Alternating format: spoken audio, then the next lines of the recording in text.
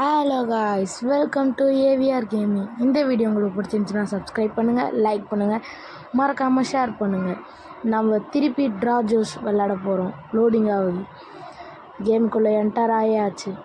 Pass fight நம்மளுக்கு வந்திருக்கு. இந்த தடவை நம்ம வண்டியை தரமாக வரையலாம். இப்போ என்ன பண்ணுறது? இவனை அழிக்க நம்மக்கிட்ட ஒரு எக்ஸ்ட்ராவாக ஒரு ஈட்டி இருக்குது. அதையும் நம்ம டயர் பக்கத்தில் வைக்கலாம். அட்டாக்குக்காக